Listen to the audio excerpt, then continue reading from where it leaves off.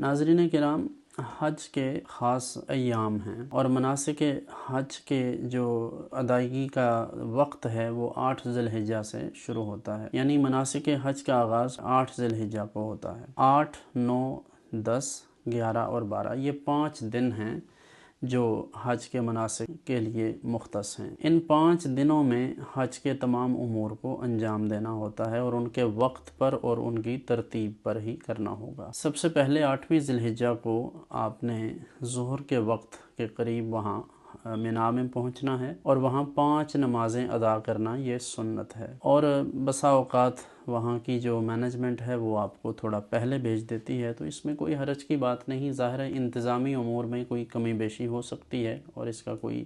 ایسا شرعی مسئلہ نہیں ہے کہ آپ پہلے نہیں جا سکتے یا آپ نے 5 کی بجائے 6 نمازیں وہاں پڑھ لیں، ایسا کوئی مسئلہ نہیں ہے اس میں۔ تو 5 نمازیں آپ نے ادا کی، 8ویں ذی الحجہ کو وہاں پہنچے تو ظہر، عصر، مغرب اور عشاء ادا کی، اور اگلے دن یعنی 9ویں ذی الحجہ کی فجر بھی وہاں ادا کی، تو یہ سنت ادا ہو گئی۔ اگر 9 ذی الحجہ کو فجر کے بعد فوراً یا طلوع آفتاب کے بعد 8، 10 بجے، 12 بجے کے قریب آپ کو وہاں سے روانہ کر دیا جائے یا آپ کے پاس یہ سہولت ہو تو آپ 9 ذی الحجہ کو پھر عرفات میں چلے جائیں گے۔ عرفات میں 9ویں ذی الحجہ کا دن گزارنا، یوں سمجھ لیجئے کہ the most important day in the حج یا ان مناسک حج، وہ ہے 9ویں ذی الحجہ کا دن، جسے یوم عرفہ کہا جاتا ہے۔ میدان عرفات میں وقوف یعنی وقوف عرفہ یہ حج کا رکن اعظم ہے، اور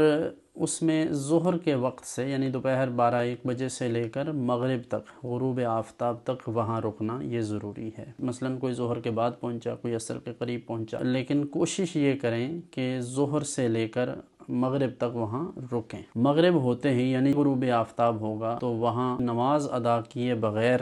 وہاں سے مزدلفہ کی طرف روانہ ہونا ہوگا۔ یہ ہے آپ کا تیسرا جو مقام، پہلا مینا تھا 8ویں ذی الحجہ کو، دوسرا عرفات یعنی عرفہ میں جو قیام آپ نے کیا، وقوف کیا، اور تیسری چیز اب ہے مزدلفہ۔ مزدلفہ اگر کوئی شخص جلدی پہنچ گیا اور ابھی وقت عشاء شروع نہیں ہوا تھا تو اسے اس بات کی اجازت نہیں ہے کہ وہ مغرب کی نماز ادا کرے۔ قربان جائیں، یہ اللہ رب العزت کی حکمتیں ہیں اور اس کے پیارے رسول مکرم صلی اللہ علیہ وآلہ وسلم کی سنتیں اور آپ کا مبارک طریق ہے کہ حق تعالی جل شانہ کو اپنے پیاروں کی ادائیں اتنی پسند ہیں کہ جس طرح انہوں نے ادا کیا، آج ساری قوم کو، ساری امت کو اسی طرح اس کو ادا کرنا ہے، وگرنہ اس کی بارگاہ میں یہ سب مقبول نہیں ہوگا بلکہ مردود ہوگا۔ تو مغرب کی نماز وہاں ادا نہیں کرنی بلکہ عشاء کے وقت میں مزدلفہ پہنچ کر مغرب اور عشاء کو اکٹھے ادا کرنا ہے۔ پہلے مغرب کے فرض پڑھیں گے، پھر عشاء کے پڑھیں گے، پھر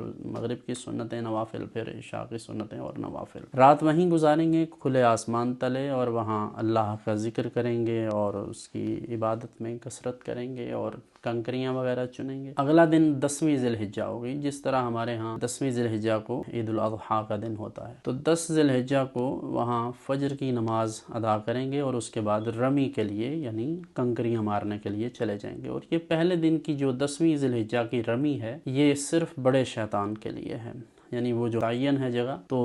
وہاں بڑے شیطان کو اس دن کنکریاں ماریں گے۔ اس کے بعد آپ آ جائیں گے واپس، اور آ کر آپ قربانی کریں گے، اور پھر اس کے بعد آپ حلق کریں گے یا قصر کریں گے، جو بھی سہولت ہوگی۔ اس کے بعد آپ احرام کی پابندی سے آزاد ہو جائیں گے، اور پھر طواف زیارت باقی ہے۔ اب یہ حج کا ایک اور عظیم جو رکن ہے وہ طواف زیارت ہے، طواف افاضہ بھی اسے کہا جاتا ہے۔ اب آپ سادہ کپڑے پہن کر طواف زیارت کے لیے چلے جائیں، اور طواف زیارت کے لیے یہ ضروری نہیں کہ آپ 10ویں ذی الحجہ کو ہی کریں، آپ کے لیے ممکن ہے کہ آپ 10 کو کر لیں، آپ کے لیے سہولت ہو تو آپ 10 کی 11 کی درمیانی شب میں کر لیں، یا 11 کو کر لیں یا 12 کو۔ 12 کی مغرب سے پہلے طواف زیارت آپ کا مکمل ہو، آپ کی سعی وغیرہ اور اس کے تمام جو متعلقات ہیں وہ مکمل ہو چکے ہوں۔ اور اسی طرح 12ویں ذی الحجہ کو وہ لوگ جنہوں نے طواف زیارت کر لیا اور دوبارہ مینا میں آ گئے، ظاہر ہے ابھی